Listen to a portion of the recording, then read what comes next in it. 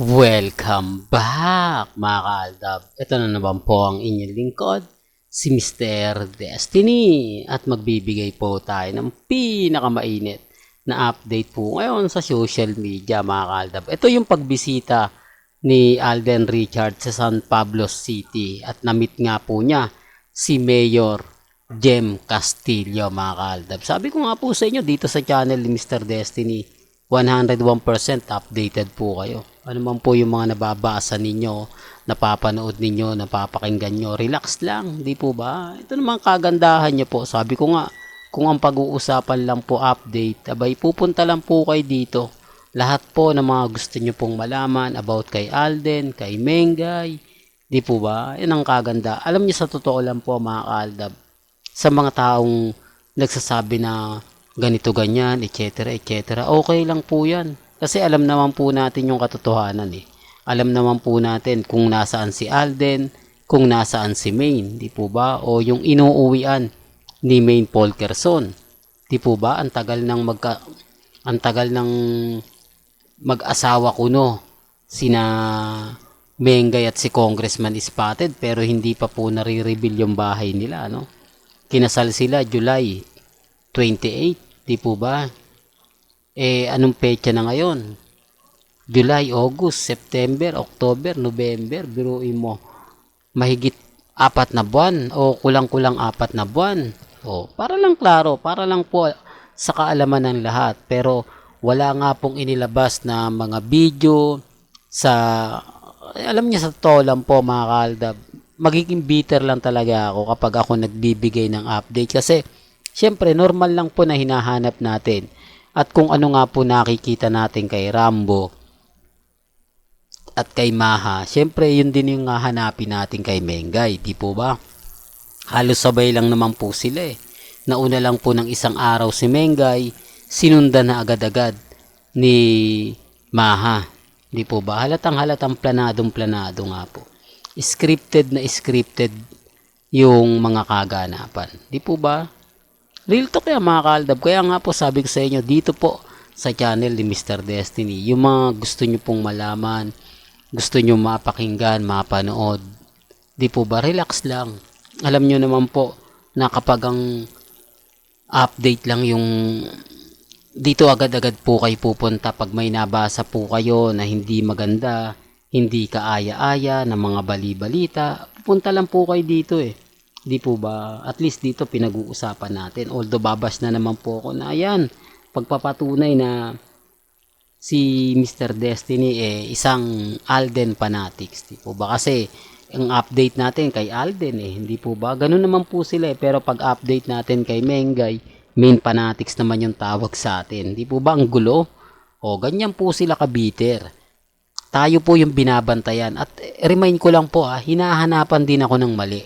Yan ang sinasabi din nila sa mga komento po ng kapwa nila membro na R-Main at Main Fanatics. Si Mr. Destiny raw po, puro hindi daw maganda yung kinukuha na update tapos ibabalita.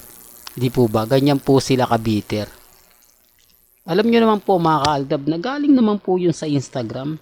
Galing din po yun sa kanila.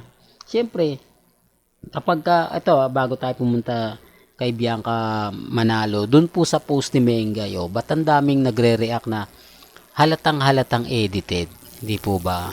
Halatang halata dahil kita nyo naman po, ramdam nyo naman po kung pagbabasihan lang, grabe, kaya lang wala ang dami kasing nagsasabi ng ganito, nagsasabi ng ganon. Relax lang po kayo, huwag po kayong basta-basta maniniwala sa mga pahayag ng iba, komento ng iba. Ang importante po maging updated po kayo.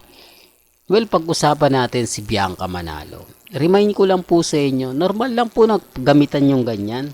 Normal lang po yung mga komento na magkakaroon ng project. Siyempre, kasi pag pumutok po yun, mukhang malabo na nga po raw na magsama pa sa pelikula ang Aldab. Totoo naman po yun kapag marami na talagang project si Alden, hindi niya na magagawa yan. Di po ba? Kasi ang priority niya po talaga mga kaaldab, kung ako tatanungin nyo, ang Sparkle Artist Center. Kasi sila po talaga yung nangangailangan ng kalinga, nangangailangan ng maraming project. Biruin mo para sa mga hindi nakakaalam sa mga baguhan pa lang po, ang dami, halos karamihan po ng artista ng ABS-CBN napunta po sa GMA Network. Yung napabalita ang lumabas na nga po ang desisyon na hindi na nga po raw talaga po pwede magkaroon pa ng prangkisa ang ABS-CBN, naglundagan na po sa GMA Kapuso karamihan. Kita nyo yung grand ball ng ABS-CBN ko, konti lang po yung dumalo. Di po ba? Kasi karamihan na nakuha na ng ng GMA Kapuso. Di po ba? Sinasabi ko lang po ito para po sa kaalaman ng lahat. Dahil napakarami pong artista rin ng GMA Kapuso. Di po ba? Siyempre kapag nagsama-sama yan tapos nangangailangan ng project, hindi naman niya mabibigyan lahat-lahat ng sabay-sabay. Di po ba? Real talk to, hindi po yan mabibigyan ng sabay-sabay. Kumbaga,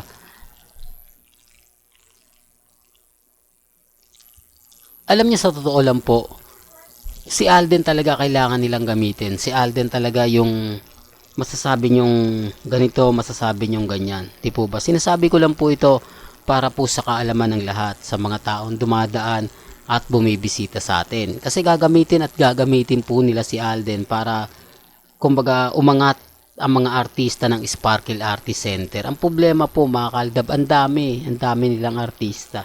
Gaya nga po ng sinabi natin kanina, kung sakasakali maraming project si Alden na, kumbaga, siya kasi ginawang mentor para po sa mga hindi nakakaalam, si Alden Richards ang mentor po ng Sparkle Artist Center. Kaya nga po talagang todo pa rin po siya sa pagbibigay ng suporta sa mga artistang baguhan, sa mga, kumbaga, kapapasok lang po sa GMA Kapuso. Ang problema nga po nito, yung mga dating artista ng GMA, syempre napag-iiwanan na. Kaya nga po kita nyo si Sanya Lopez, kung ano-ano na yung ginagawa para lang makakuha sa simpatya, kung ano-ano po yung sinasabi. Di po ba? Relax lang po kayo. Huwag po kayong basta-basta maniniwala sa mga pahayag, sa mga komento, sa mga nagsasabi na, ay nako Mr. Destiny, ano ka, fake news yan, hindi totoo yan. Okay lang po. Gaya nga po ng video o ng mga post, di po ba marami nagsisimpatya sa akin si Alden Richards yon, na talagang hawig ni Alden Richards at talagang kinuha sa katawan ni Alden Richards. Tinanggal lang yung ulo, pero kita mo naman yung katawan, bilog na bilog, di po ba? Hindi naman natin nakikitang nag-gym si Congressman Arjo, although sabihin niya, hindi, may sariling gym yan pero hindi siya nagpo-post, di po ba? Hindi siya katulad ni Alden Richards na talagang makikita mo, mapapanood mo, mapapakinggan mo kung gaano nga po ba ka disiplinado sa katawan si Alden Richards. Di po ba? Real talk yan mga kaaldab. Kaya nga po, relax lang po kayo. Huwag po kayong basta-basta maniniwala sa mga sinasabi, komento, di po ba? Relax lang. Sabi ko nga po sa inyo dito po sa channel ni Mr. Destiny, ano man po yung mga update na gusto nyo pong marinig, mapakinggan, lalo na po pagdating sa Instagram, sa Twitter, sa Facebook, relax lang po kayo. Di po ba? Well, hanggang dito na lang po yung updates natin Kaya kung gusto nyo pa po ng pinaka-latest at sariwang update, abay tumutok lang po kayo dito sa channel ni Mr. Destiny para updated po kayo sa mga bagong video po na ilalabas po natin maya-maya lang. Kaya kung bago ka lang sa channel na to at isa kang true-blooded Aldab Nation na nagmamahal po kila Mengay at Isoy, tama po ang channel na pinuntahan mo, kaya consider na po kitang bagong subscriber. At huwag mong kalimutang i-share ang mga video po natin sa mga mami, sa mga titas, at sa mga senyor. Hanggang sa muli, salamat po sa panonood at pakikinig.